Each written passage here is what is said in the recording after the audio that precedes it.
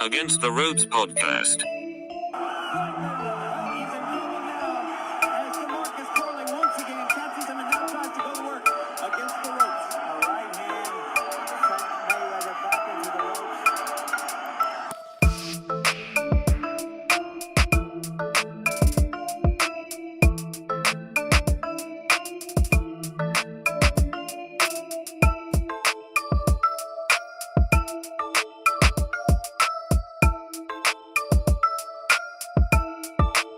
Contra las cuerdas.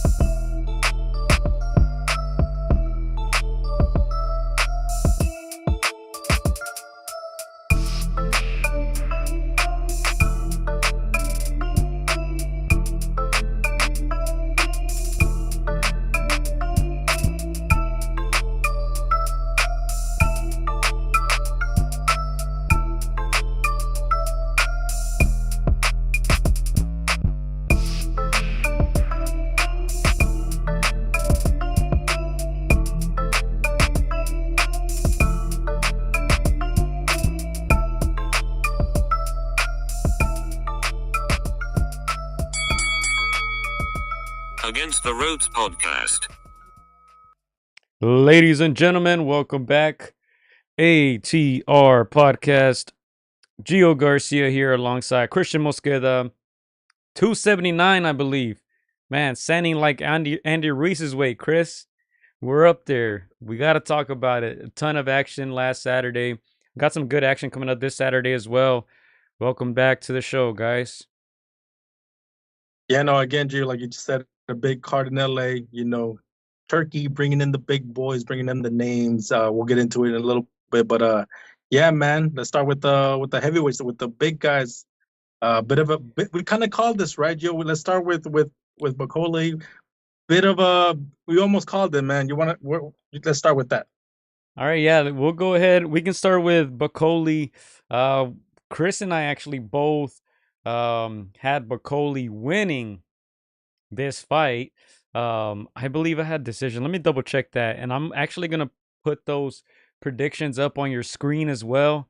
We got some movement, Chris. A lot of action, obviously, in the past few weeks. And, we'll give our predictions too for this Saturday. But sticking to that Bakole-Anderson topic, Chris and I both had Bakole winning this fight. We predicted that he'd win.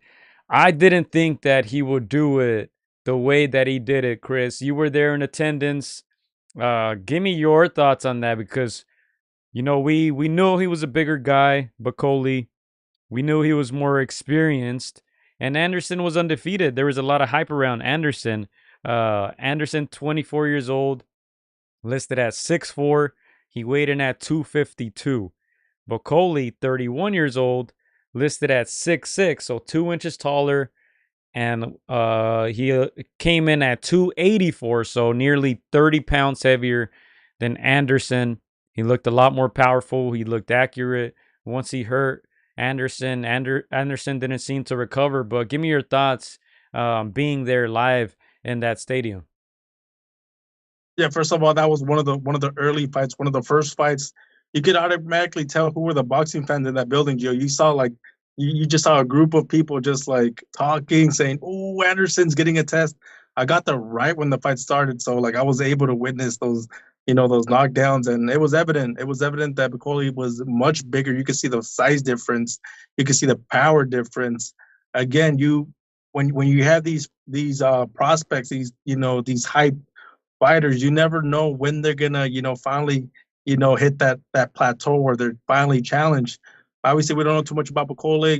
We kind of made our predictions on the fly just by looking at that box rec, looking at the size, looking at his knockout power. So we were like, hey, this might be this might be where Jared Anderson gets exposed a little bit, and lo and behold, we got it right. But yeah, in attendance, Gio, you just saw the power, the size difference. I almost want to call it, the boy strength against the man strength. Again, Bakole was just too powerful, and too experienced. Even though a lot of people don't know his name, he's come up the hard way. Yeah, so hey, we pulled for the quote unquote upset.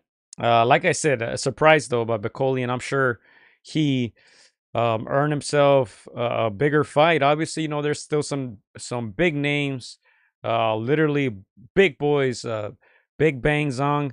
Um, wasn't Chisora just defeated Joe Joyce? I think last week or the week before that. We've didn't even talk about that. Obviously, Joshua Dubois fighting soon. Obviously, Usyk and Fury are fighting soon. We'll get into Andy Ruiz, Jarrell Miller. There's still some big names there, and man, it seems kind of like a lost opportunity for Jared Anderson, Big Baby, who claimed to be the real Big Baby in the press conferences. Can't say that anymore, right? But he was gracious in defeat. I saw some clips of him talking to Bob Arum, saying, "Hey, I'm just happy to be able to go back to my daughter healthy." But I think this can be a turning point for him. I chose Bakole to win simply because I wasn't that impressed really by Anderson's career thus far. He's talented, obviously, but they were trying to push him. He headlined some shows in his hometown, but I wasn't too convinced. And even with that being said, I was still surprised that he went down the way he did. But big ups to Bakole, man, who's now in the mix, 31 years old. So I'm sure he'll get something big coming up next. Yeah, and again, Gio, you know, to most fans, like Bakole is a virtual unknown. Fighting out of Africa. Of course, like I said, he had to come up the hard way, the rough way. He's got a sensational record, and you don't always get that hype train, the top ranks behind you when you're coming up from that side of the world. So, you almost never know. Sometimes we're like, hey, maybe Anderson is that good, and this Bakole guy is just he's not at this level. But we just felt something told us that protection program was gonna show up come fight night. But yeah, I also was not expecting Jared Anderson to go down the way he did early on. I kind of maybe thought he was gonna get broken down later on, but that just shows the power of Bakole and that he's a serious player in this division. And again, at 31, he knows that this is his time to try to amass the most money, get the biggest fights with some of these heavyweights that we saw this fight night. Some of them are on their way out, Gio, and they have names and they're primed for the picking for Bakole. But yeah, Jared Anderson, 24, still young. I know he said that he's gonna bounce back. I don't think he took a huge beating, but he did take some damage. So I say he needs to take a couple months off and really be careful with his next opponent. I think he saw that there are levels when it comes to power. Yeah, Anderson now 17-1. He had those 15 knockouts to his name. Like you said, 24 years old, still young, still has time to come back stronger than ever. Let's go to some comments real quick here. Live chat trickling in. Shout out to Clyde. He says, Bakole's punches were so heavy. I felt every damn punch through the TV. And you could see Anderson's head snap back with those straights that Bakole seemed like he couldn't miss with, and then he was sneaking up those uppercuts as well. Adi says, I told y'all if Jared Anderson stayed out of jail by Saturday, this would be a great fight. Yeah, Anderson, who got in a bit of some trouble, leading up to the fight and all that. That's why I know a lot of people as well picked Bakole to win because of all the extracurricular activities by Anderson. But let's not spend too much time on this, Chris. We have a whole stacked card to analyze, and we got Saturday some action: Venado Lopez against Angelo Leo, and Sergey Bohachuk against Virgil Ortiz Jr. as well. So we'll keep things moving. Anderson went down 3 times in this fight. 3 times. Once at the end of the first and twice in the 5th, and then referee saw enough, stopped the fight. But let's keep it moving. Let's go quickly to to David Morrell, Chris. I didn't get to watch that fight, man. I tuned in a little late, but hey, I can say, man, nothing too significant happening there. Morrell against Radiovic Kalatsic. Unanimous decision, 175, David Morrell chasing down David Benavidez. Chris, he went up to 175 now. I think he got one of those junior belts as well. Let's see if they listed on here. WBA World Light Heavy. I think that's one of the ones that Bud Crawford might have collected, one of those world ones. So it's junior belts, but David Morrell seemingly chasing down Benavidez now at 175. Yeah, I was driving to the arena, so I didn't see that. I didn't catch that fight live, but I did see the highlights. And yeah, based on what people were saying on social media, on the internet, they felt like this was one of those fights that he just did what he needed to do. He didn't do anything of substance, I guess, for Morrell, for him to, to call out the Benavidez, to call out the Canelos. Morrell is a talented fighter. Let me just say that, I think he's very, very talented. He's got good speed, good power. He's got a lot of good fundamentals. He's got a lot of good tangibles. It just didn't impress me. It didn't impress the fans online and around the boxing world. But yeah, again, Morrell's one of those guys. Again, I think I go back to Jared Anderson. They're good. They're good with the competition that you put in front of them, but what's going to happen when they go up to that elite level? So again, I saw some things on the highlights that kind of show me that he's still not ready. Again, he's young. He's got everything going for him. He's got the size, speed, power. I just think he needs a higher test for him to get to the next levels. Yeah, Morrell 11-0 now, 9 KOs, 26 years old, from Cuba. We've been hearing his name a lot in that 168 division, even though he only has 11 pro fights. But we hear the names, surrounding his name, Benavidez, possibly even Canelo. Now he's going up to 175. And yeah, we'll see if that power carries, man. I don't know if you were, but I was a little disappointed in Benavidez not being able to hurt Alexander Vosdik. Morrell didn't really hurt his opponent, but first fight there, we'll see what he does. He collected another junior belt. He's going after the big names, it seems like. He's been calling out Benavidez for a while now. Benavidez moved up to 75. Morrell now making the jump to 175. So I think things will start to get interesting here, Chris. As we move on to let's see, what else did we had? I did want to shout out our boy Zizzo, Ziyad Amayuf, who was the first Saudi Arabian fighter to fight in the U.S. Now, Zizzo, I've been keeping tabs on him since he turned pro. I used to watch him train over here with Buddy McGirt. Cool dude. And now he's repping hard for Saudi Arabia. He has the backing of Big Turkey Al-Sheikh. He got a majority draw in this card. Steve Nelson wins by KO in the 5th. Andy Cruz won by KO in the 7th. That was a pretty good test for him. He fought Antonio Moran, who was coming in at 30-6. Andy Cruz, Olympic gold medalist, 3-0 now. Andy Cruz. There's a lot of hype around him too. Cuban fighter. Those were the undercards. And then, of course, we mentioned Jared Anderson losing to Martin Bakole in the 5th round. And David Morrell defeating Kalatsic. Now, let's go ahead and move on to this one right here. Andy Ruiz Jr., Jarrell Miller. I'm going to just go ahead and read the scorecards. 116, 112 for Miller. And then overturned by the other two cards, 114, 114. Chris, give me your thoughts on this. This was a heavyweight bout.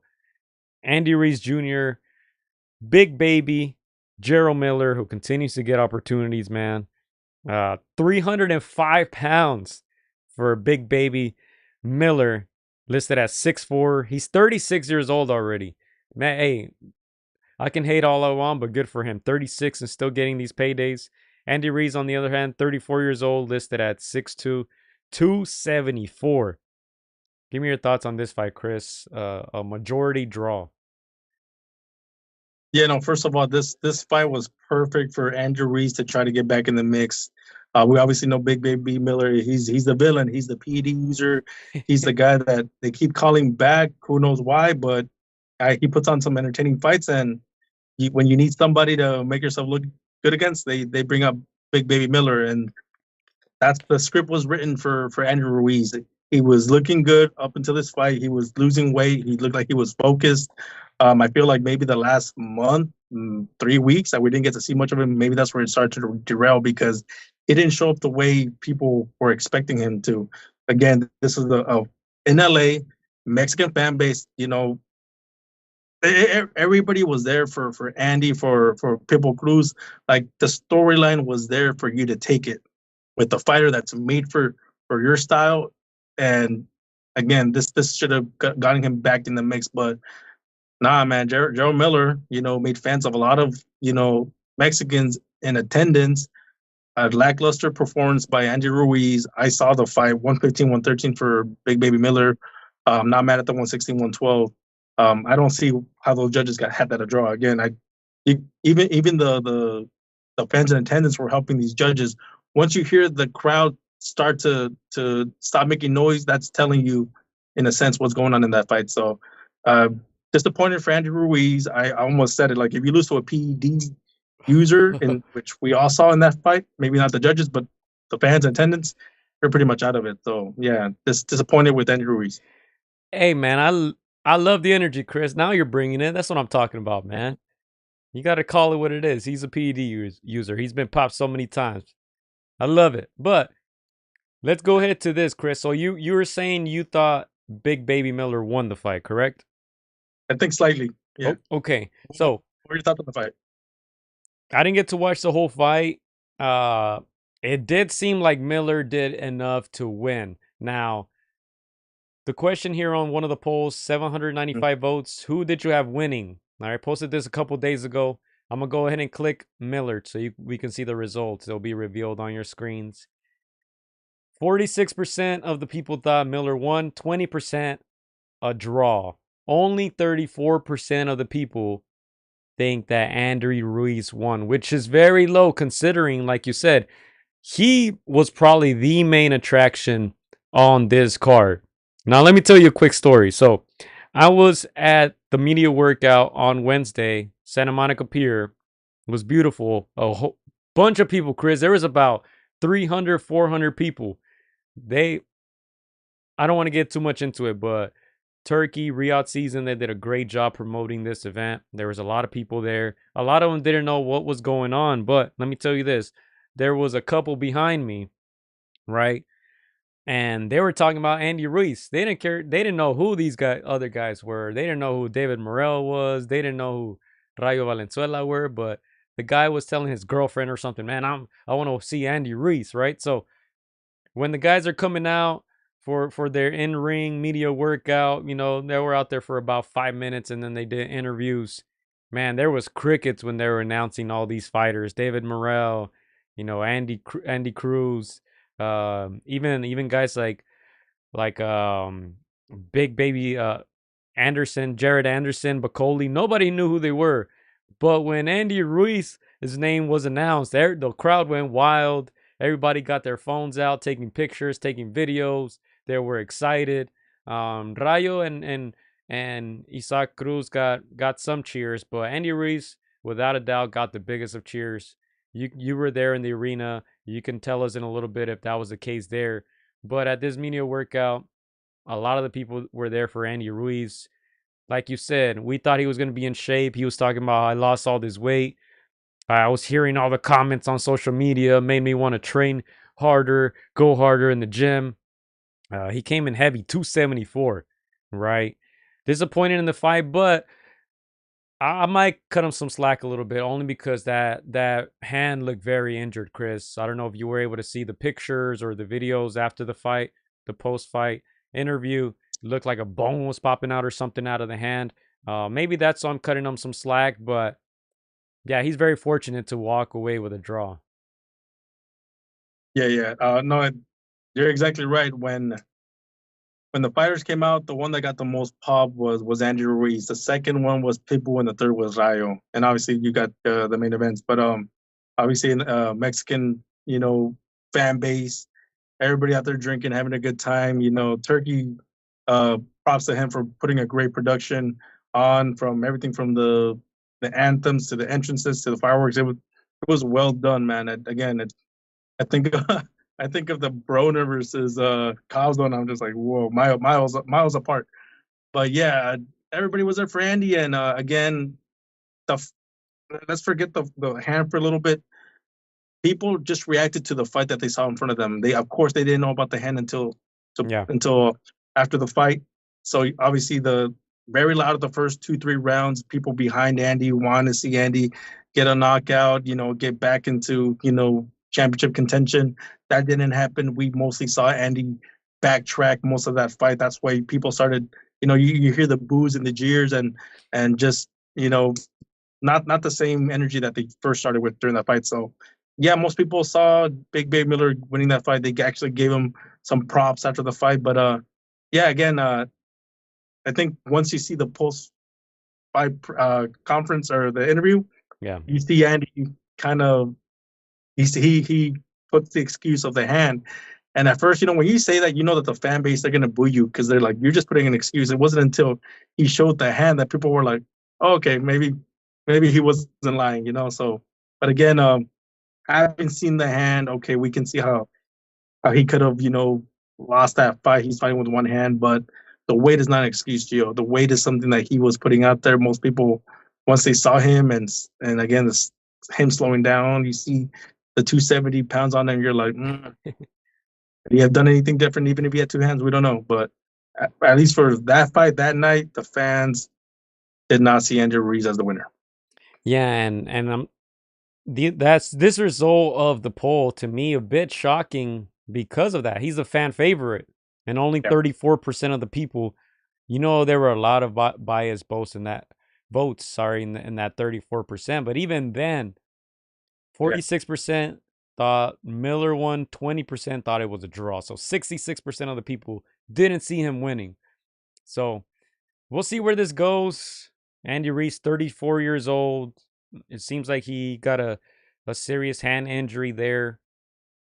I don't know. We've been disappointed by Andy so many times, Chris. We saw glimpses of the old Andy with the quick hands. But Big Baby Miller is a big body, man. That's a big boy, 305 pounds. So maybe those blows that he was landing, caused that hand injury. But a bit disappointing by Andy. Fortunate for him to get that draw. Big Bro says Miller turned out to be the real Big Baby. And says Andy stinks. He's been washed. The hand was an excuse. We saw him barely escape this 50-year-old King Kong. Yeah, and that was his last fight. That was his last fight against Luis Ortiz. Let me see. When was that? Let me look up the date right here. That was in September of 2022. So almost 2 years without fighting, while Miller, his last fight was in December of 2023. That was that loss to Dubois. He got stopped at the end.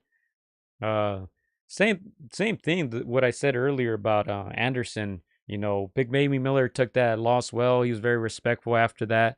Gave Dubois his props and all that. But once again, majority draw. We won't spend too much time on this because we still have the main event to get to, Chris. Cruz against Valenzuela. I'm joking. But hey, it might as well have been the main event, Chris. I don't know if you have anything else to add on Ruiz and Miller. I mean, again, let's not knock out Andy. That hand was broken. We clearly saw it on the big screen. I think people were like, okay. When you're used to like those excuses, you're used to the bronze bomber. You get no love, but you saw the broken hand. We're like, oh, okay. So I'm gonna give him a slight pass, Gio. I'm gonna give him a slight pass, but I don't know, dude. Again, people respect the come forward style in that state, and people gave Big Baby Miller lots of love because he just kept coming forward. And yeah, some of that was because of the hand, but again, the Mexican fans just want a good scrap, a good fight, and Yeah, man. Again, we'll see where Big Baby's gonna get a couple more fights out of this one. They're just on that alone. But yeah, I hope Andrew Ruiz comes back. And again, I don't wanna get Victor Ortiz vibes, man. I don't know how many chances we're gonna give Andy, but I don't know. I don't want to just believe this excuse of the hand and then get disappointed next fight. So we'll see where Andy goes from that. We'll see where he goes from that. But Mexico has a new champion, Chris. Jose Rayo Valenzuela. 14-2 now. A champion now in his 16th professional fight. 25 years old. From Los Mochis, Chris. From Los Mochis. Even though Team Pitbull was dissing him and saying, "Que era güero." You know, you see it there, Los Mochis Sinaloa. 14-2, 9 KOs now, Rayo. You see his previous fights there. He had that loss against Colbert, quote unquote, got robbed, in my opinion. Ran it back, got the KO. He had gotten stopped before that against Edwin de los Santos. Tough fights for Rayo, back to back to back. And now he defeats Isaac Pitbull Cruz. Chris, I'm gonna let you take this one away. Third defeat for Pitbull. He's 26-3 now. 18 KOs, 26 years old. Takes his loss. Give me your thoughts. You were there. We exchanged a couple messages during the fight live. Not sure if you have since been able to watch it or if you've changed your mind. Give me your thoughts. We know you're a big Pitbull Cruz fan. I can't wait to see what you have to say about this. First of all, congratulations to Rayo Valenzuela. He's a world champion. We've interviewed him before. Good kid, nice kid. We've criticized them. At least I've criticized them, when it comes to his management, his choice of fights. But something you cannot disregard is that he's not afraid to take an L. He's not afraid to take a challenge. He's not afraid to take that rematch. And, again, I think we criticize more his management and how they've handled him. But as for him, he's a fearless kind of guy, throwback kind of fighter. So, congratulations on this championship that a lot of people didn't give him. They didn't favor him. I was one of the ones that didn't favor him. Even during the fight, I had my bias. You guys already know how I feel about Pitbull. I think watching the fight in the stadium and watching the fight at home, it can be two different things. And looking back now, I can see how he won this fight in the stadium. Obviously, people love the pressure from Pitbull. I'm in the nosebleeds. I'm not gonna lie. I was a little moved by the crowd a little bit. But looking back now, I can see that Rayo fought it well. He fought a good boxing fight. Kept Pitbull at the end of his shots. He looked at least in the stadium. He looked a little awkward, a little lanky. Just didn't look like he was the most confident. But I can see how on TV, he was just outboxing him. Not letting Pitbull really get anything going. If Pitbull would have gone things going, would have dropped them, the crowd would have come alive, and pretty much Rayo kept them out of it. So, yeah, man, I'm gonna retract what I said in the messages because during the fight, I did feel like Pitbull won in the stadium just because of his aggression. But looking back, he didn't do enough. He never really closed Rayo down, and I think Rayo did enough to just get win rounds and bank those rounds. So again, congratulations, Rayo. You took the title from Pitbull, not in a big aggressive way, but you just did enough to beat him, and that's all you got to do. All right. Chris is on a roll here, ladies and gentlemen. Oh man, he's on a roll. I'm gonna start calling. How did you see the fight on TV, Joe? Because I know, like, again, I'm hearing the crowd. Obviously, they're not big fans of the touch go. They want to see aggression. That's what this fight was billed as. So a lot of people, were expecting a war, but it was more of a boxing match for Rayo. All right, so I thought Rayo was up. Obviously, I'm not a big Pitbull Cruz fan. His style is fan friendly, but I'm a boxing fan, Chris. If you like fighting, you like Pitbull. If you like boxing, you probably like Rayo in that fight. Let me just go ahead and read the judges' scorecards real quick, which I'm not surprised by, man. I was worried during the fight because I felt like Rayo was winning most of the rounds, but I felt like they were gonna do it to him, man. I felt like like this guy who scored it for Isaac Cruz, I thought a lot of the judges were just gonna go that way, just because that's how boxing is, man. That's a sad reality. As boxing fans, we're already thinking about that side, right? We're already preparing for the worst. But 116, 112, twice for Rayo, 115, 113. One of the judges for Isaac Cruz. Um, I thought it was competitive. I thought the rounds were close, but I thought Rayo was dictating the pace. I think he was landing the better punches. I give him props for not engaging with Cruz, even though that's probably not what the people wanted to see. But he was smart about it. I think he frustrated Pitbull. Pitbull kept throwing the same combinations over and over, looking for those looping right hands, looping left hands, and man, big ups to Robert Garcia. What is this, number 15? Man, I think one of the reasons why I was choosing Rayo to win this fight was because of that corner. He has Robert Garcia. He's been getting world class sparring in that gym, I'm sure. And on the other hand, you had Isaac Cruz. Who does he have? His dad? We were talking about it with the guys the other day. Man, it was like round 9 or something. And the trainer was telling Cruz, ya no tiene nada ese güey, ya está acabado.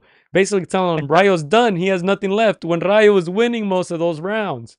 All he was telling was literally throw right, left, right, left. That's what he was saying. He said, tira más, izquierda, derecha, izquierda, derecha. He was sounding like a Tucanes de Tijuana song, Chris.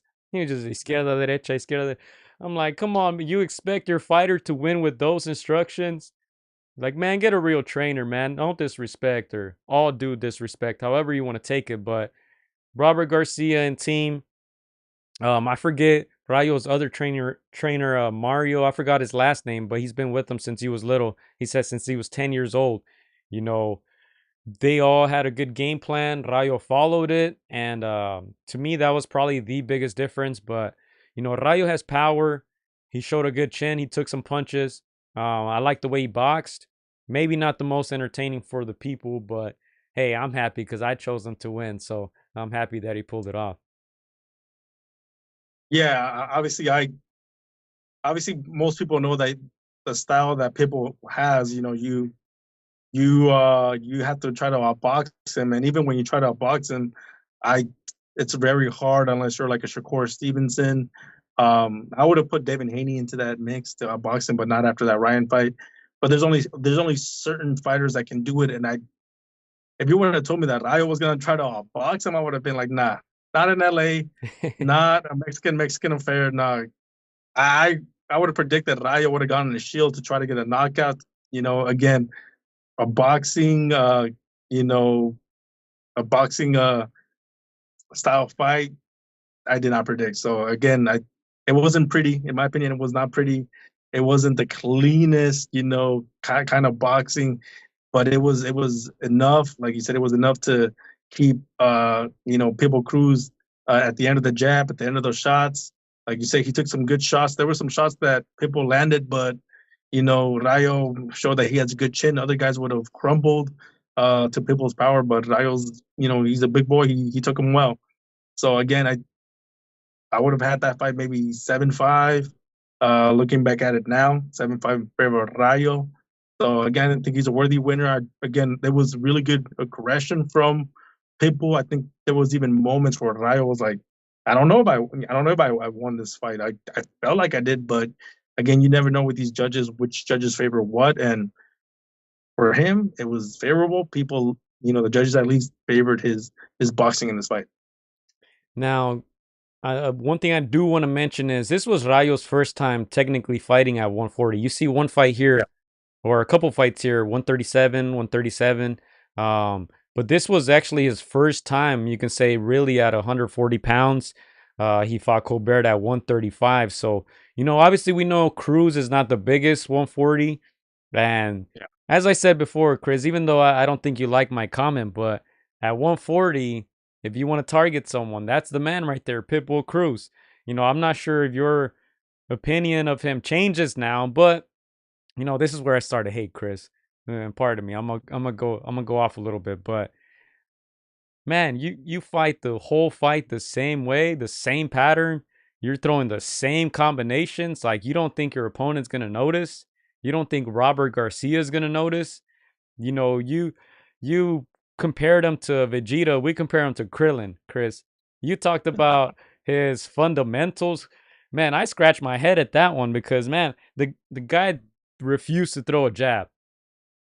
He Yeah. was coming forward, refused to throw a jab. So these fundamentals, I'm not sure what you mean by that, but you know, Valenzuela beat him, confused him with simple boxing skills. 1-2, step back, step to the side.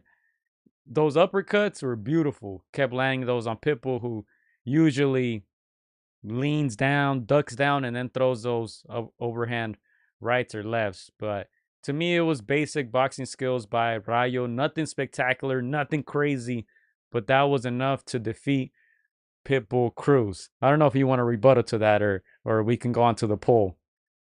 Well, let me just say my comparison to Vegeta is not far off. Vegeta does take some L's, to Frieza, to Goku. He does get his ass whooped here and there, just saying. But yeah, again, not to excuse Pitbull Cruz, I think his biggest thing, like you said, Joe, was not having a plan B, C. He kept doing, like you said, some of the same things.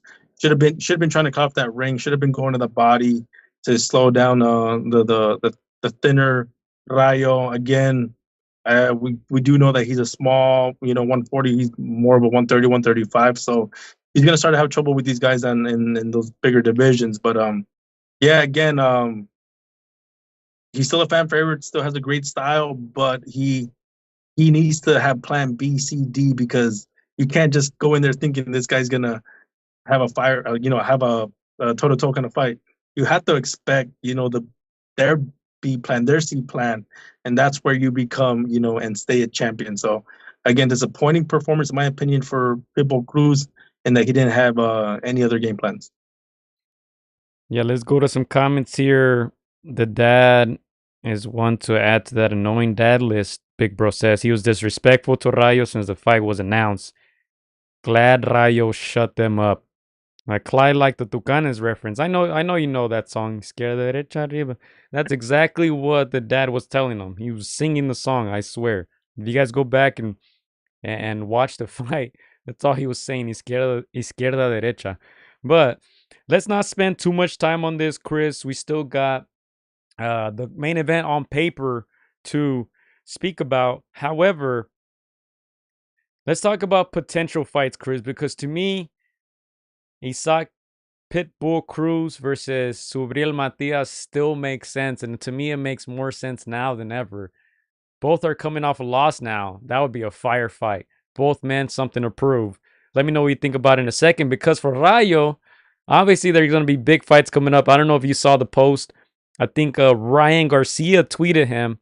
Let me go ahead and pull it up. I took a screenshot. He says, Rayo with like 15 O's. He says, fuck that idiot and his management. Presumably talking about Pitbull. He says, I was hunting him down. Rayo, I'll give you your shot. I am happy for you. And Rayo reposted this on Instagram and pretty much said, let's go. Seems like there was some respect there. But big money fight if that happens. Obviously, Ryan Garcia out for a year or whatever. We won't know what shape he's coming back when he comes back into boxing. But I'm happy he's going to get big opportunities, man. But give me your thoughts. What's next for Pitbull? Or what should be next and what should be next for Rayo? Yeah, for Pitbull, Suriel Matias, I don't know. The business part of me says don't make that fight, yet the fan in me says make that fight right now. Obviously, Matias is not going to be able to box in the way Rayo was able to pull that from the Robert Garcia hat. So, for me as a fan, as a boxing fan, I didn't get my toe-to-toe action. I didn't get that Mexican style of fare.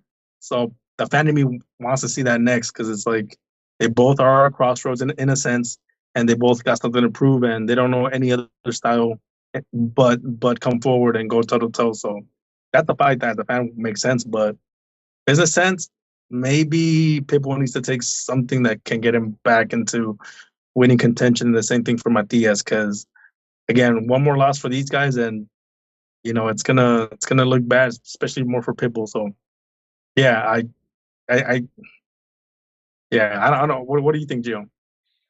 Yeah, I think Pitbull should probably take a fight that he can win next, just for his morale. I mean, he didn't get badly hurt. He didn't get stopped in this one, but they want a rematch. They say that they thought they won the fight. Give me your thoughts on that. Like my answer to your question is I think he should take an easier fight. I agree. But what are your thoughts to him saying I won the fight? You guys saw the reaction by the crowd. Man, the people can speak for me. I don't gotta say anything. That's what Pitbull was saying after the fight. I think he was just a prisoner of that moment. Just the same way I was. In that moment, I felt that his aggression was enough to warrant the win. People obviously felt it as well because they wanted to see a toe-to-toe action. Like you said, not many people are a fan of the boxing style, but again, that's the name of the game: just a hit and not get hit. And again, Rayo did just enough to win. So I think he was just kind of feeding off what the crowd said. But if you go back and see the fight, even if he admits it or not, he didn't do what people does when that's hurt his opponents, drop him here and there. Like he fell short of that. So again, he's just a prisoner of that moment. All right. And I look, Chris, I'm proud of myself for not hating too much on Pitbull. But Big Bro's letting it go off. He says Pitbull doesn't even entertain me as a boxing fan. Cepeda does. He has that real Mexican style, he says. Damn. That's your boy, Chris. Yeah. Rebuttal. People need to win against a big name. I feel like he's is he with his dad? I think he needs a trainer that can bring him to the next level. I can guarantee you, Gio, if Rayo would not have gone with Robert, he doesn't win this fight.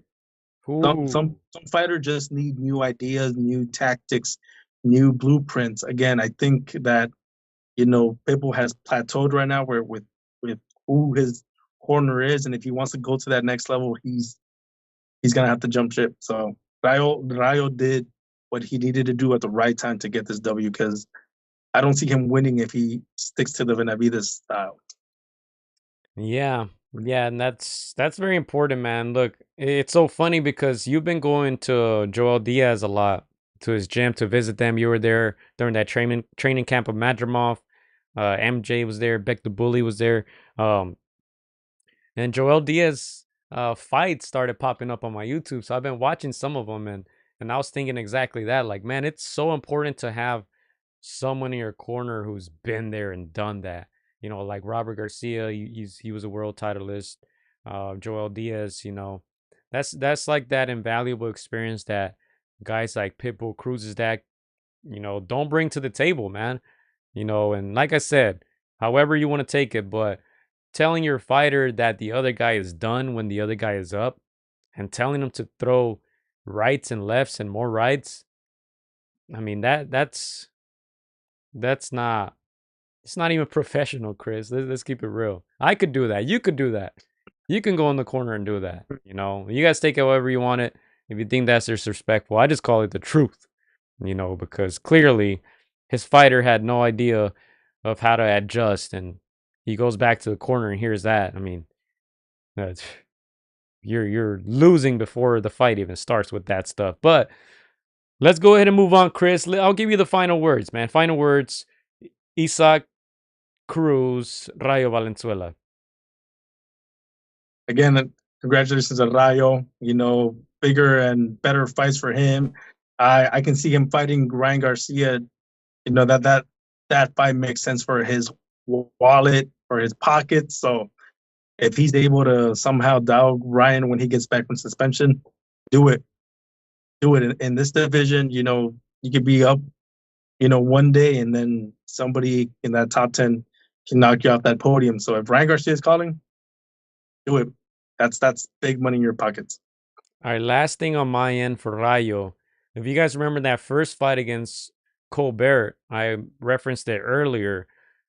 That's when I really started liking Rayo Valenzuela. Even though, like you said, Chris, you did an interview with him when he was first starting in boxing. It was David Benavides against Andre Jarrell, I believe, here in LA. And Rayo was super young. You did an interview with him. He seemed like a cool dude. But that fight against Stephen Colbert made me really like him. No Diddy, because if you guys remember in the post-fight interview, you know, he was almost in tears. You know, all the people were booing because Colbert had won. Colbert was giving his post-fight interview. Rayo was standing there next to him, and when they went to Rayo, he was damn near tearing up, saying, "Man, I think I won the fight." And Colbert interrupted him. He was flashing his WBC medal, I believe, at him.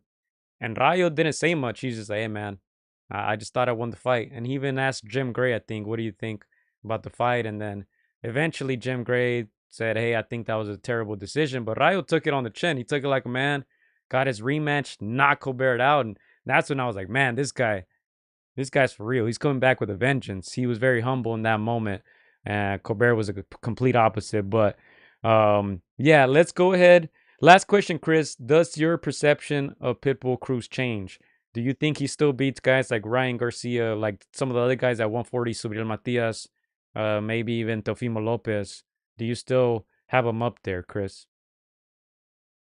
I feel like his stock has dropped a little bit. You know, I feel like it's dropped just a little bit. I feel like I don't know, something's going on where the focus, the ferocity is there, but it's not being channeled in the right way. So it's dropped a little bit, man. I picked him down one level. So all right, all right. He needs to get back in my good graces, man. And I think he's got a fan-friendly style. He's got a nice amount of power, but he's got to be careful at 140. Hey, man, he needs Robert Garcia in his corner. That's what he needs. Pitbull Cruz. Robert Garcia, maybe Canelo team. Eddie, yeah. Eddie. If he comes to India, that would Joel be great. Diaz. Yeah, why not, man? Joel Diaz. Again, we'll segue right now into Madrimov and Crawford and Joel Diaz. Yeah. But I was actually impressed with Joel and with Madrimov because, yeah, man, I thought Terence was gonna look much better. But yeah, again, congrats to Rayo. I know one quick little story. We remember when we first interviewed him when Benavidez was getting all the attention, all the love. Rayo was just like, kind of like the sidekick right there on the side with them. Not too many people knew his name. Benavidez was getting all the attention, of course, youngest 168 champion. So it's nice that people are getting to know who Rayo is now. He's a champion. So, all the hard work that he's been doing behind the scenes, it's been paying off. And yeah, man, can't wait to see his next fight.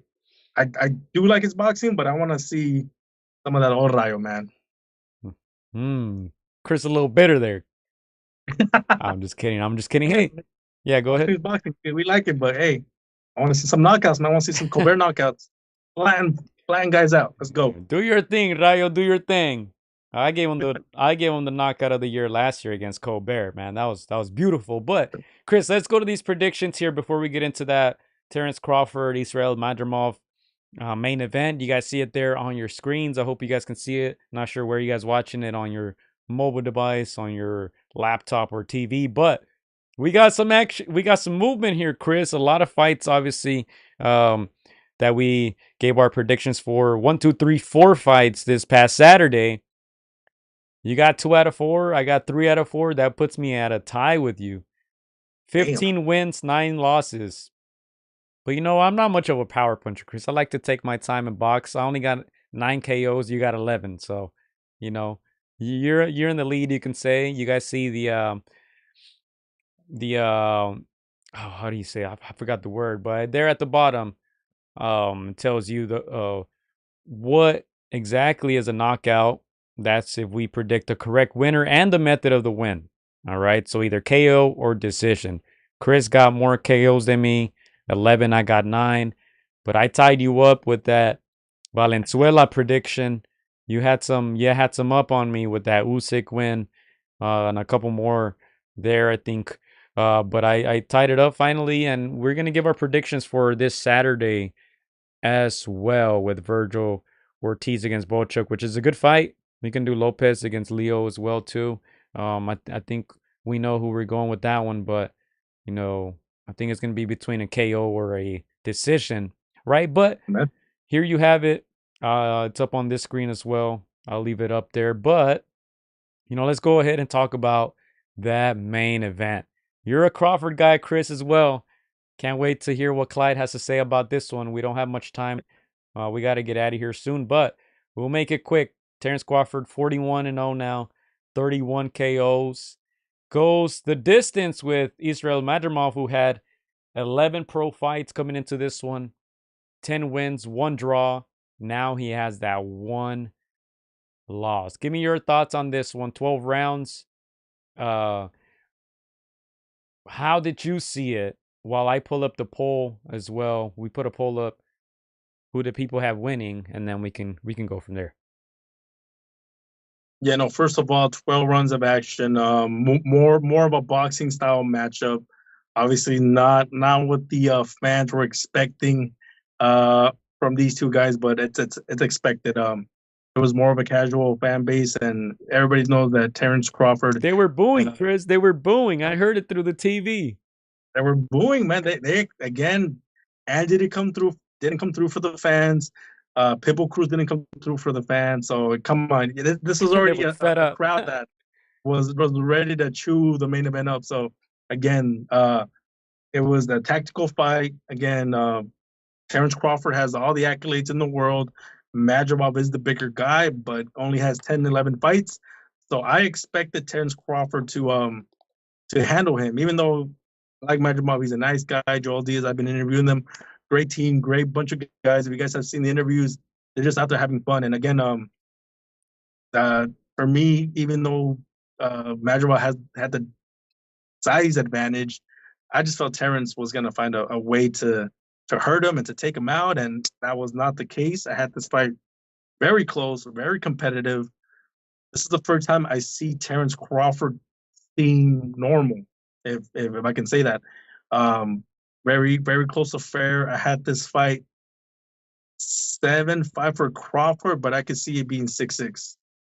I could see it 6-6, and if anybody can convince me in certain rounds, I can see Madrimov maybe having it 7-5. But it was a close affair. I'm not bad at the decision. I'm actually, again, impressed with Madrimov in that corner. Before the fight, Gio, like behind the scenes, I would talk to Madrimov's strength and conditioning coach, and he is a very honest guy. He knows what Terence is, what he's done. Joel D is the same. Terence Crawford used to be Tim Bradley's sparring partner, so they're well aware of how talented Terence is. So they told me off camera, they're like, this is going to go really good for us or really bad. They would tell me that Madrimov is the type of guy that has really good sparring sessions with guys that are of name, but he would struggle with the guys that are not on his level. So he's like, it's going to go either really good or really bad for this fight. So that kind of made me think, I think it's going to go bad, my guy, to be honest, like in my head. But again, I'm very impressed with Madrimov. He held his own. He did a competitive affair. He's the first guy that in my opinion, made Terence look normal. And nobody does that to Terence Crawford, not even Errol Spence Jr. 116, 112, and 115, 113 twice. Eddie Hearn was not happy with the decision. Canelo even said he thought Crawford lost. Julio Cesar Chavez, who was there supporting Pitbull Cruz, of course, and the other Mexican fighters, when they asked him about the fight, he said he left, Chris. He said he left. He didn't even watch it. People left. Yeah. So, yeah, Julio Cesar Chavez said, me fui. He's like, he didn't watch it, and they asked him about the Canelo fight, and you know what he said, Chris? And I quote, he said, that's bullshit. He said, ¿Cómo le va a ganar Crawford a Canelo? And then he left angry. So a lot of people were not happy with that. I'm going to go ahead and put the poll up before I give my take on this. Let's see how the people saw it. I know the Zone had it very, very close. Most of the time they actually had Madrimov up a lot of those rounds. Sean Porter was doing his thing, man. What do they say nowadays? Glazing, Chris. Glazing Crawford all fight long. In a close fight, he kept saying, oh, Crawford's up 5-1. Crawford's up 6-1. He just kept going at it. But kind of rewinding to Valenzuela Cruz, 68% of the people, 66, saw Valenzuela winning. 27 saw Pitbull winning. 7 saw it as a draw at a 1.5K votes. Mm. So you see it there. I think I'm showing you this first because you're gonna see the poll for Crawford. Only 52% of the people saw Crawford winning. 30% said Madrimov. 18% said a draw. So about 48% of the people didn't see Crawford win this fight. Chris, I didn't see him win this fight. Clyde says it was close enough where a draw would have been acceptable, and that's what the judges had. Um, Draw or for Madrimov, Chris, and I'll tell you why. Madrimov landed the better punches in this fight. He fought his fight, surprisingly, right? Terence Crawford is usually able to dominate his opponents. He wasn't able to do that in this one. He looked confused. He looked like he had no plan B. Madrimov's jerky movements, threw him off. The pace. Madrimov didn't throw really anything in the first 3-4 rounds, but he feinted like crazy. He moved like crazy, and Crawford got caught a few times with some haymakers, and he took them well. You got to give his chin some props, but I thought Madrimov landed the better punches. He fought his fight. He dictated the pace. I'm a little disappointed that he didn't attack more because he was a little bigger, seemingly stronger. He could have used that to his advantage. He respected Crawford's power, in my opinion, a little too much. Same with Crawford. I feel like he respected Madrimov's power a little too much. Both men weren't throwing much. Crawford very inefficient. He was throwing a lot of throwaway punches. If you guys look at the punch stats, he landed at a terrible percentage. I thought Madrimov pulled it off, but I think they only have themselves to blame. I think in the last 2 rounds they should have attacked a little more, and they would have won on the cards if they would have won that last round. Yeah, for me, it was definitely a Madrigal tempo kind of fight. I think it was that Eastern European style. Again, I think it kind of threw off Terence a little bit. Not just he's seen that style before, but he's never seen it in a guy that's slightly bigger than him. So I think that's what threw him off a little bit. Um, Again, Terence, for me, in my opinion, at least, I think he kind of ran away a little bit with the fight, especially in those 10th, 11th rounds. I think he was a little bit more effective, and that's why I slightly gave him that fight. Again, I think I had it even up until the 9th round, and Madrimov could have been the man to take the fight, but like you said, he didn't take enough chances, and I think he should have because I think that power would have shocked Terence a little bit. But again, like you said, sometimes you don't want to take those risks, you don't want to take those chances. You might get caught in the inside. And we know that Terence can hurt him if he puts those shots together. Again, he wasn't able to do some of the things that he's done in the past. I'm not sure if it's the age. Maybe that has to be a slight factor.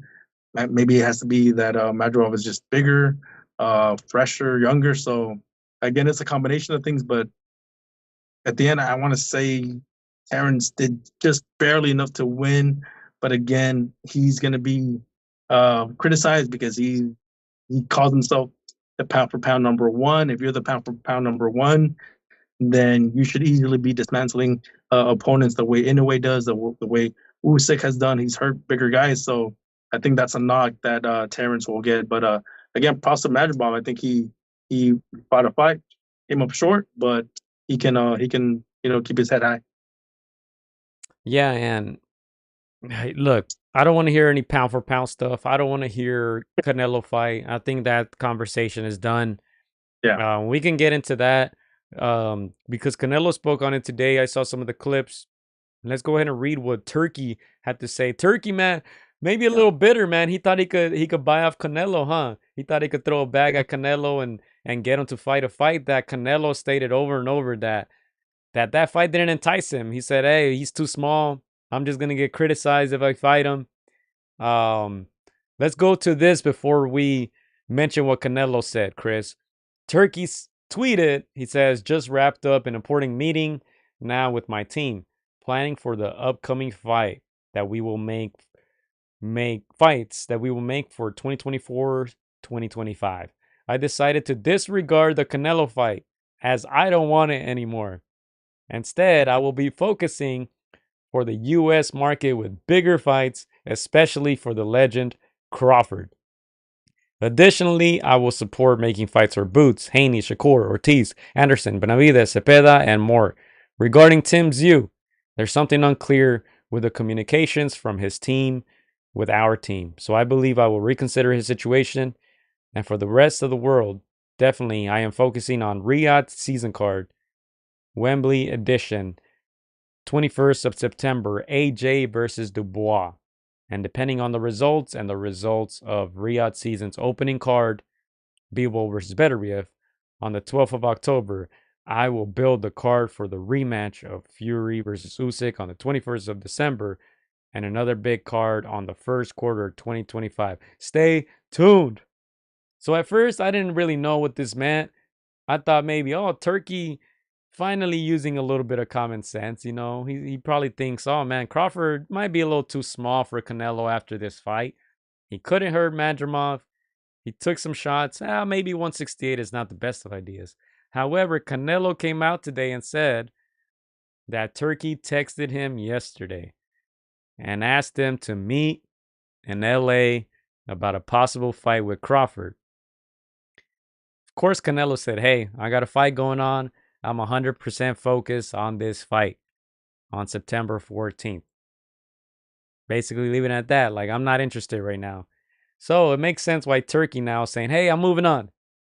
And it seems like they're kind of not throwing shade at each other, but Canelo did say, hey, man, like, I don't need anything from anybody. Basically saying, like, he's got the money, Chris. He's got the legacy. He's got the fame. Yeah. He doesn't need anybody. So maybe we see those two clashing heads at the moment. Yeah, no, first of all, after this fight, I even said it before the podcast, if Terence cannot, hurt or get past Madrimov, like there's no business in talking Canelo. And I'm gonna double down on it. Canelo's just too strong, too big, too muscular. We saw the size difference in Terence and Madrimov, and again, he wasn't able to really put anything together. So yeah, I think effectively that conversation should end. There was time in the past where I entertained it. I think a lot of people entertained it. They're like, hey, what's possible? They're the same height, but no, again, it's just muscle mass is another ballgame. So I think Terence should. I think he should stop calling out Canelo. Again, it's just at this stage of his career, at the tail end, late 30s. There's no point. You've done it all. I agree with some of the comments. He should go for Boots, Virgil, and then call it a career. Again, these are up and coming lions, and if you're gonna pass the baton on to somebody else, maybe catch him with a W at the end or pass the baton with the L. There's no shame in that. But yeah, the Canelo talk should effectively end. As for Canelo and Turkey, dude, that's a statement for Canelo. Again, we've heard guys like Oscar de la Hoya when they first heard that Turkey was coming to put cards together. He's one of the first to call him out and be like, I'm not working with that guy. No one's taking over this territory. But what happened? Money talks, and Oscar out there with the Hearns and with all these other promoters working together because money talks. So the fact that Canelo's like, man, you can't buy me. Whether it's the pride, the ego, that speaks volumes of Canelo. I mean, he's got enough money to retire if he wanted right now. He's no longer in it for the money. It's all about, he's doing it because he's happy, because he still loves it. This guy wants to go off and become a golf champion one day. So, yeah, again, it's Canelo putting his foot down, saying he's still the face of boxing, and it doesn't matter how much money you got. Like, I'm gonna, finish my career on my terms. So, I'm not saying that they're not gonna work together. They might just work together, but just for right now, Canelo is putting his foot down. That's pretty cool. Here comes the money, money, money, money. Yeah, you're right. When people saw that money coming in, man, they bowed down. But Canelo has always done what he does. He's vacated belts. He's told the WBC, I don't need your belt. He can fight whoever he wants, and this is another example of that. And it's crazy because a lot of people hate that, Chris. A lot of people hate on that, but how many boxers actually have that freedom? How many boxers have that luxury? You guys should be celebrating this man. You know what I'm saying? Like, as much as I didn't like Mayweather when he was fighting, hey, man, you got to give him props because he did the same thing. Nobody could tell him what to do. Same with guys like Manny. Like, Obviously Manny, he's a Bob Arum, and they did a lot of contractual stuff that he had to abide by. But man, some of those guys, Mikey Garcia, when he said, "Man, I don't need Top Rank. I'm just not gonna fight. You can't make me do this." Those guys, I feel like we should celebrate. Obviously, guys like Muhammad Ali, who was fighting for a bigger cause when he boycotted the war. But you got to give those guys props for standing up, man. 99% of the boxers can't do that. So I feel like we got to celebrate Canelo for that. And look, he's the face of boxing, not Turkey. You know what I'm saying? So whatever Canelo says, that's what goes. So, but look, kind of moving on from that topic, I do want to give Turkey Al Sheikh, Riyadh Season a ton of credit for promoting this event. You can talk about the attendance there, and then we'll get into some comments here. But when I was there at the Santa Monica Pier, Chris, I told you there was about 300 people around that ring. A lot of them didn't really know what was happening, but there was people all over the pier passing out pamphlets, little posters saying, "Hey, look, free boxing." There were some free boxing fights that day. The undercards, the ones that they show on YouTube, they were on that Wednesday night, and a lot of people were just gathered around just trying to see what was going on, because you hear music, you see the big ring. There was a dope setup, a ton of cameras, drones everywhere, a ton of security. It was dope. So you gotta give them props. They spent a lot of money on this. Obviously, a lot of people got paid. They stacked that whole card. So big ups to them for that, man. Also, everybody was promoting this show, Chris. Everybody was involved. ESPN, The Zone, Amazon. Golden Boy was supposed to be involved because if you guys remember, Virgil was supposed to fight Sergey on that card. It fell through, and it's going down next weekend. But literally everybody was involved. Everybody was promoting this show. All the three major companies. So I think it's a good sign for boxing. Definitely a good sign. Yeah, no, I completely agree. Again, Turkey's, done more for boxing in the last 12 months than all these promoters, individually. So again, just the fact that, he's got, nearly unlimited pockets, and he loves the sport. That only comes to the benefit. Like you said, when I went to the fights, there was pamphlets and people just trying to educate the mainstream fan about the sport. Again, when you think of promoters, they do just enough to get their profit, but I mean, Turkey's not just trying to push this riot season now. He's trying to show love to the sport by like you said, he held this event where the fights were free. He's trying to educate the mainstream people about these fights. Now, who does that? Nobody ever offers like fights like that for free and welcomes people to that kind of atmosphere. So for him to like you said, spare no expense. Again, everything was great on fight night.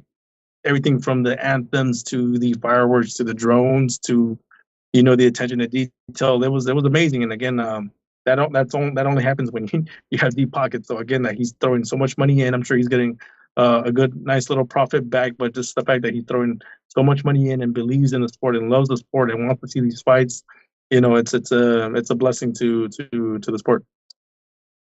Yeah, man, it was well put together. We'll see if they release any type of pay-per-view numbers, but attendance, was it sold out, as they said? I know they didn't open the whole stadium. There was a whole portion of it, right? One of the ends that wasn't open. But how did it look from where you were? Did it look pretty sold out? So yeah, I heard the whole sold out thing, and I want to say it was probably 90% full. At 10% of people not showing up as expected. People cancel, people, things happen. So I would say it was probably 90% sold out, 95% sold out. So again, it was full. Again, it was a great show. Outside of the fights, obviously, you did call this, Gio. It was not going to be competitive for certain fights, and some of them were a little lackluster. But overall, Turkey's trying to put these names together, and the fighters just have to do their part. But yeah, man, overall, it was great production value, in my opinion. El Pachuco says Turkey is going to realize how hard it is to sell in boxing when the pay-per-view numbers are disclosed. He also says, I hope Virgil makes weight healthy. We're going to get into Virgil right now. He also adds, El Pachuco, Canelo fought his way to becoming the face of boxing. He's been in the game for a long time, man. what, almost 20 years for Canelo. Yeah. Big Bro says same people that hate on Canelo for it were praising Floyd, SMH. Nerd adds, these grown men really out here holding hands with Turkey. Now that's a disgrace. I saw some of that. I think Dana White, right? Turkey walked him like a little child, huh? Like he was in first grade. Like, come here, boy, get in line. But hey, Big Bro says Turkey was gonna get Terence seriously hurt. Hey man, I've been talking about this since the beginning. I thought it was a joke when people were mentioning this possible fight with Canelo and Crawford, and I said all along, man, Crawford will get hurt. And hey man, it's Saturday wasn't enough. Y'all better keep playing and find out. Nerd adds though, don't forget 160 is pretty weak. Bud could compete with Lada or Danny Garcia. So true. Look at Bud's career. Literally, he became undisputed by defeating a Dongo. Now, I'm sure a lot of people are saying, who? You know, he got his championship at 147 by fighting a PE teacher, Jeff Horn. And then he defeated that version of Spence. And let me add, too, I'm going to keep on hating, Chris. I'm going to keep on hating. 154, Madrimov's not the real champion. Let's keep it real. Charlo is the champion in recess, and that's why Madrimov was upgraded via email for this belt. And that's the one that Terence won. So I'm just saying, man. I'm just saying. Suspect everywhere. 154, 147, 140. Whatever weight class you want to name it. Suspect resume, Chris. Hey, I'm just saying, Terence Crawford is the goods, but like Big Bro said, I think 154 is that ceiling. Canelo is the goods, and we know where his ceiling's at. So, hey, everybody's got their limit, no matter how great you are. Last one here. 154 is the ceiling for Terence, says Big Bro. He should fight Boots or Virgil next. Nobody else. We'll see. We'll see. All right. Is that all we got, Chris, for this? Before we briefly get into the fights coming up? Yeah, I think that's it. I think, my opinion, Crawford slightly edged it, but it looked lackluster, and it didn't look like the Terence Crawford of old. Last things for me. He was minus 700, Chris. Like for this 50-50 fight, he was minus 700. All right, fighting guy with 11 pro fights. Just wanted to add that. Wasn't really a real belt, but he's gonna get credit for it. And to me, I think if you didn't watch the fight, there's this clip going around of Terence getting hit with 5 straight rights in 10 seconds. I think that's a great summary of the fight. Terrence's defense, man, he's very hittable. He gets hit against every single opponent. So y'all stop playing with a Canelo name, man. Terence is gonna get hurt. Last thing here. Before the fight even started, they mentioned the judges, right? Chris, I don't know why these foreign fighters agreed to fight an American fighter in the United States with American judges. I mean, to me, it just doesn't make sense. 2 of the judges were American, Chris. So we kind of knew Madrimov wasn't going to win this fight. But big ups to him. I think a lot of people will be paying attention to Madrimov now. He proved that he belonged, and we'll see what's next for him. I think he should get a big fight because he's a really good boxer. Yeah, again, he's got an awkward style, Eastern European type of style, and again, Terence Crawford was respecting that power. He wasn't able to get things going the way he's used to. So yeah, it just shows that Madrimov got some pop, and he's got some skills, and he's there to mix it up with the best at 154. All right, who would you like to see him next against? Last one. I think eventually I do want to see him against Virgil. I think that's a good test for both guys. Obviously, Madrimov is older but less fights, and Virgil is he's got the more experience, maybe more power, but I don't know. Again, it's yeah, I think that's a good test for both these guys. I want to see Virgil versus Madrimov. All right, good segue here. I know you got to go soon, so we'll make this quick. Virgil Ortiz, 21-0, 21 KOs, 100% KO ratio, 26 years old. He last fought against Thomas Dulorme. That was 1 round.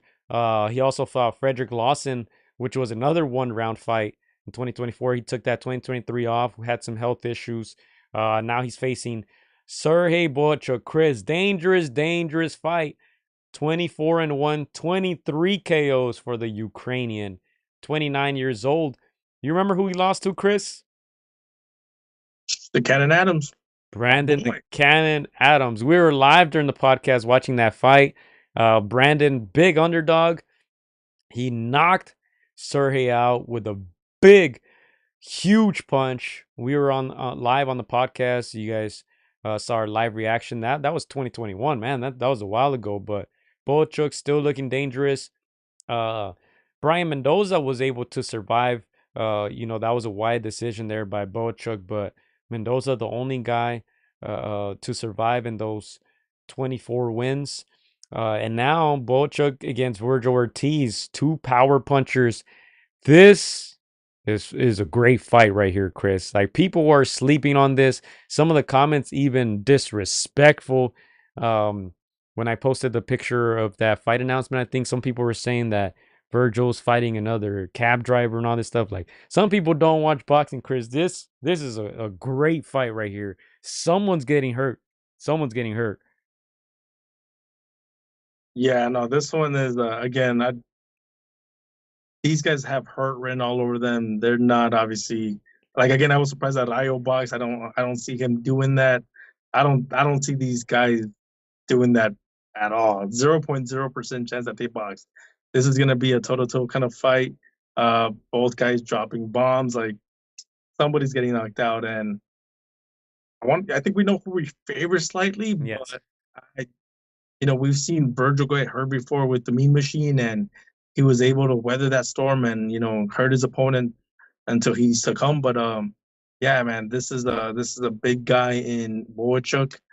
154 pounder. He probably walks around 15, 20 more pounds on that. So there's gonna be some big boys come fight Nigeria. So again, 95% knockout ratio between them both, maybe 97%. So yeah, I don't see this one going the distance. Slightly favor Virgil, but man, this is a dangerous fight for both guys. Do you want to give your official prediction now? This will count for our predictions. I'm gonna pull it up there. I have mine ready. So yeah, I mean, I think we both know what we're gonna pick. Okay. But we could both be wrong. So I'm gonna say Virgil keeps that knockout ratio intact, but I'm gonna say that he get hurt in this fight the same way he gets hurt, against the same way he got hurt against Mean Machine. But he's gonna have to summon something bigger, or else he's getting knocked out. So yeah, man, Virgil sees by knockout, but anything can happen. That's exactly what I was thinking. We read each other's minds. I can see it going the distance, but I'm just leaning more toward Bohachuk forcing Virgil to fight back. As you said, powerful puncher. We've seen Virgil tagged up a few times. I think Bohachuk is going to come at him, and I think Virgil's going to have to fight back. That's what he does when he gets touched, Chris. He fights back. That's why people love his style so much. And I feel like that's why people love Pitbull's style so much too. Because when Rayo was landing, he would come back with 3, 4, 5 punches. That's exactly what Virgil does. If you hit him, he will hit you back. He will hit you back harder. So I think Bohachuk is gonna get him in the corner, a few times and force Virgil to fight back. And Bohachuk has been stopped. He did not see that punch coming against Adams. But I do think that if Virgil goes to the body early, I just see Pachuco. I got Virgil by KO to the body. I think if he goes to the body early, I don't think Bohachuk is going to like that. And that's going to open him up. Virgil KO for me as well. And this is for a WBC interim title, right, Gio? Correct. That is correct. So like this goes down as you're a champion, or do you have to win the full-fledged version of it? I think, are you asking my personal opinion or? Yeah, obviously one of the narratives has been that Virgil has yet to become a champion. There's a lot of people that expected him to become a champion Yeah. 2, 3, 4 years ago. The same way, most people predicted he would have been a champion before Bam. So The answer to me would be no. No. Even though you're being a very dangerous opponent, to me, no. You got to get the real one. That's just me. I don't know about you.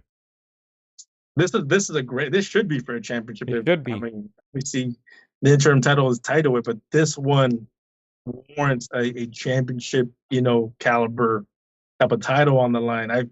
We've seen some vacant titles between much less opponents. So, yeah, man. Again, this is a great fight. Yeah, I can't wait till one of these guys becomes a champion. But I wish this would have been for the full version of the title. Nerd says, I think Virgil will use his jab more and box more. Garcia's a master strategist. Virgil beats everybody at 154, says El Pachuco. He also says, I got Virgil by KO to the body. Big bro, Virgil KO by punishment. Ref stops it. All right, people rocking with Virgil. Hey, that's going to be a great fight. Don't miss it. The whole card is pretty good, Chris. Gabriela Fundora against Daniela Senjo. Cecilia Brecus against Marisela Cornejo. Those are good fights. I believe Joel Iriarte has also been added to that card. So that's on the Zone ESPN. We're going Virgil KO.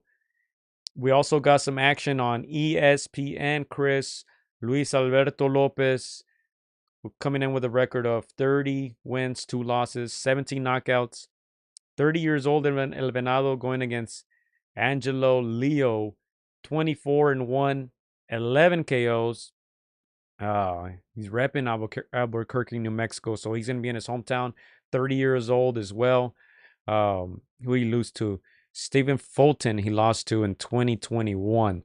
So he gets this title shot against El Venado Lopez. You guys know what it is. This is my biased take. I'm always biased toward El Venado. Good guy, friendly guy. He even gifted me one of his shirts, so one of his Team Venado shirts. So I'm always going to be biased toward him. But look, man, you can't deny this resume that he's built up over the past few years. Joet Gonzalez, Michael Conlon, Josh Warrington, Isaac Lowe over there in the UK, Gabriel Flores Jr., Andy Vences. That Vences win is really what put him on the map. And then, he went on a roll after that. So, that's another good card there this Saturday. Albuquerque, New Mexico, ESPN Top Rank. Yeah, no, man, this is going to be a great fight. Vanilla Lopez just got that awkward style. He's got that power that you can't teach. He throws it in awkward styles, and he breaks people down. And, it's one of those where, like, you see the fighter hurt, and you just see the end coming, and you see them not wanting to continue. So, again, it's I think that's this one. If we're doing predictions, this is an easy pick for me. It's Alberto Lopez by Naka, and I see him ascending, and I don't see anybody troubling him until the next division, in my opinion. You're going knockout. Oh, man. Ooh. All right. So, obviously, I got Venado. You know what? I'm going to go with decision, Chris. I'm going to go with decision. All right. It could go either way, man. Like I said in previous podcasts, Venado now showing very good power. His KO ratio isn't the greatest, 30 wins, 17 losses, but recently he's been putting guys away. Raya Abe, the Japanese fighter, Michael Conlon, TKO. He's been hurting these guys. Isaac Lowe over there in the UK. Gabriel Flores Jr. didn't get KO'd by a miracle. He survived, took a beating, but man, I'm gonna go decision, man. I'm gonna go decision. Not too confident in that, but I'll go Venado decision. For sure, man. You got to try to distance yourself a little bit. And try to catch up on the. I gotta do something here, man. Section. So, and I'm mad at it. All right, and then the rest of the card, real quickly: Lindolfo Delgado against Brian Flores. We also got our boy Kid Kansas, Alan Garcia against Michael Lopez Villagrana. Kid Kansas 13-0 now, 10 KOs. Fourth fight of the year, Chris. Fourth fight of the year. Staying active. He's saying that he loves it since he signed with Top Rank. He's being put on all these undercards, fighting in different places around the U.S. So, man, he's the next one up. Kid Kansas, Alan Garcia. keep your eye on him. This time out, Albuquerque, New Mexico, Top Rank ESPN. So some good action this Saturday, man. Good fights. I'll have a split screen or something going on. Got to put some fights on the TV and some on the computer. Yeah, fourth fight, get that money, get that check, man. Putting that record together, padding that record, and that little check does not hurt, man. I would probably throw in a fifth fight if he gets past this guy fairly well. So yeah, man. Shout out to Kid Kansas, and yeah, man. I know he's gonna come back with a W. All right, let's go to some comments here before we get out of here. All right, where do we go?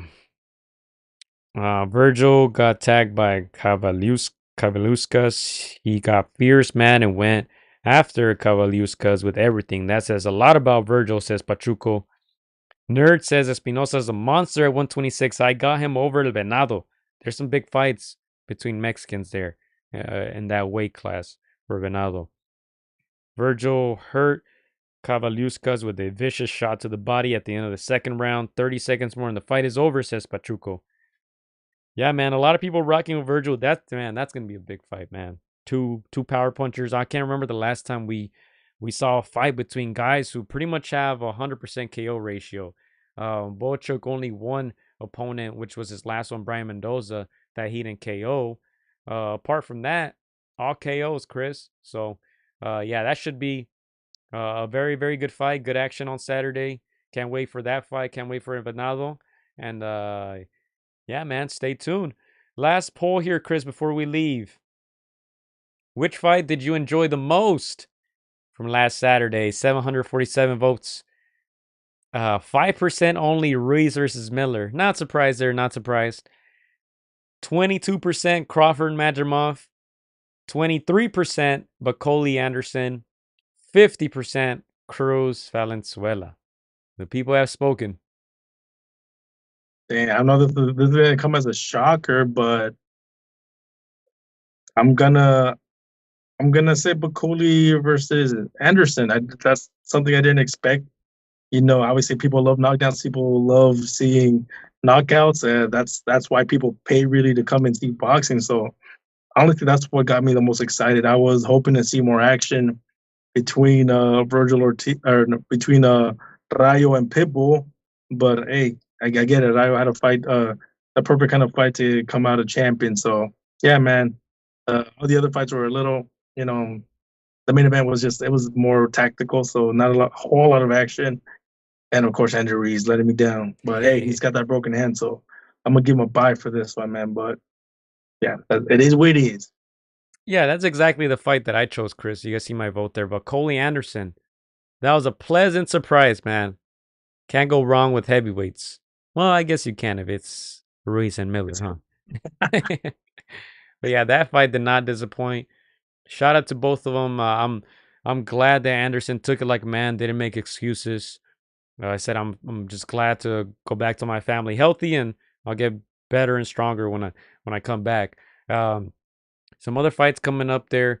Billy Derevchenko, that fight is coming up at the end of the month, and then real quickly we'll show you guys what has been added as well to that Canelo card. I know you guys probably saw some clips of that press conference or press conferences with Berlanga, but Plant has been added to that card, and also Rolly Romero. Plant will be fighting Trevor McCumbee, and then Rolly will be fighting Manuel Jaimes. So, man, they're stacking this up, Chris. People didn't necessarily like that Danny Garcia against Lara fight for the belt at 160, but they're adding some names to that Canelo card, which is kind of surprising. We know the Canelo cards, he's taking the big piece of the pie. I think he was on Sway, Chris, on Sway in the morning in an interview. He said he takes 80% of everything. God damn. I don't know if you saw that clip, but they were like, so even like the concession stands in the arena, he's like everything. He's like, whatever they sell, I take 80%. Freaking That's power. That's power, man.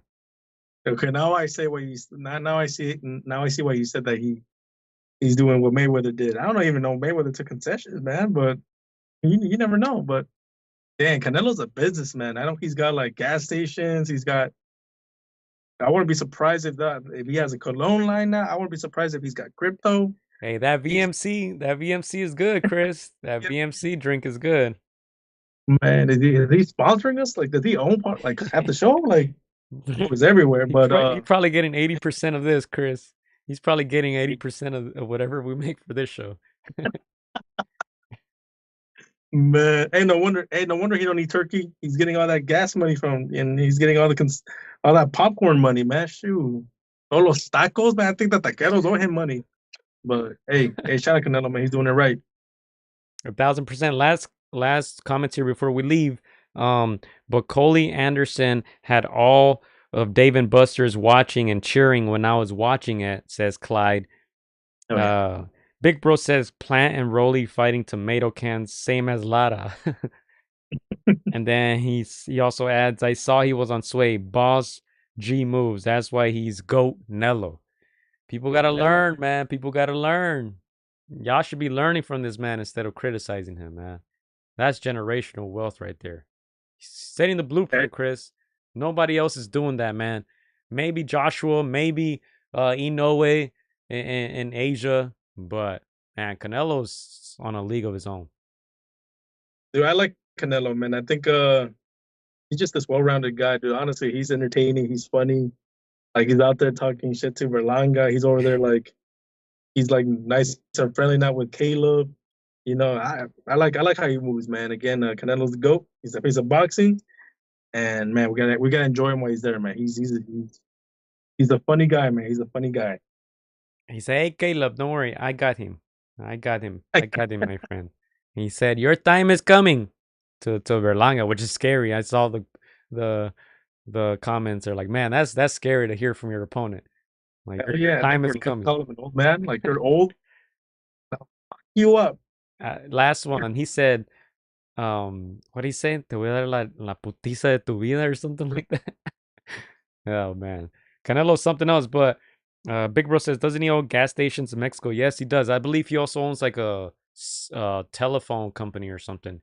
He owns a lot of stuff. Damn, he showed plays a Monopoly game. He owns like 80% of the block, dude. He owns the railroads. What else he owns? He owns the electric freaking company. Dude, man, you can't turn on your lights without fucking Canelo. Okay. Hey, the only reason he doesn't own 100% is probably because Turkey owns the other 20. Damn. Last comment here. He showed Bernalgas some reggaeton moves, says Big Bro. Oh man. All right. Hey, I'll give Berlanga some props for kind of like selling this event, because I didn't even see the press conference, because again, it's hard to get excited over Canelo fighting a guy like Berlanga. But if there's a little bit of drama, there's some, Canelo being Canelo, then hey, I'll watch it and I'll tune in. But yeah, man, Canelo's he's the man right now, man. Hey, Berlanga's selling it, man, as he should, man. I'm not mad at it. Final word, Clyde says, Bud Crawford from now on is known as Bum Crawford, he says. Nah, come on. Hey, this guy's bigger, man. I think Madrimov deserves more props, but hey, nobody beats Father Time. Crawford's getting up there. We're seeing the first instances of him becoming a normal guy. But yeah, man, before he wraps it up, I want to see him fight Boots and fight Virgil Ortiz, because Virgil got some balls, man. To want to fight Tim Zhu and to fight Bohachuk and to fight all these guys, I think he knows that he should have been a champion years ago, and he's trying to make up time. All right. Crawford looked human at 154. And if you're at 154, you cannot be human to be Canelo, man. I'll just leave it at that. You got to be a machine. All right. We saw what he did to Charlo, who's 6 feet tall, probably walks around at 190, 200 pounds. So, hey, we'll leave it at that. Mic drop, says Big Bro. Thank you guys for tuning in. Thank you guys for keeping that chat lit. We will be back next week. Bohachuk Ortiz, Lopez, Angelo. Got a couple friends of the show on those undercards. Kid Kansas, Joel Iriarte. Some good women's boxing as well. So stay tuned. We will be back soon. Thank you guys very much. Hope you guys enjoy the show. We will be back soon, mates. And Gio, final message. I do Yes. not want to see Andy for another 6 months, man. At least 6 months for that hand to heal. And he's got to weigh less than the number of our podcast, man. It's gotta be under 230 or I don't want to see it. Real talk. There you have it. Oh man. Tough task, but yeah, man, thank you guys so much for tuning in. We'll be back soon. Peace. Thank you, mates. Shout out to Turkey. Hope you guys can resolve the issue if there is one. Hey. Stop picking on Caleb Plant, guys. Keep picking fights with him, man. Innocent bystander. Hey, Canelo told Eddie Hearn, you say my fucking name all week, man. Eddie said, hey, well, we got to sell the show, man. We got to sell these fights. Honest man, Eddie Hearns. Earn with Hearns. Oh. Let's go, you blokes. Good shit, G. Good shit. Hola amigos, soy Juan AtR. Quiero mandar un saludo para mis amigos de Contra las Cuerdas. Échenle muchas ganas. Un abrazo, muchas bendiciones. Shout out to Against the Ropes. You know what mine is? Let's box, bitches. It's almost fight night. Shout out to Against the Ropes. Thank you for the support. Keep doing your thing. You're doing a great job. So thank you and best wishes. Huge shout out to Against the Ropes. Shout out to Against the Ropes. Thank you guys for the interview and hope to see you guys soon.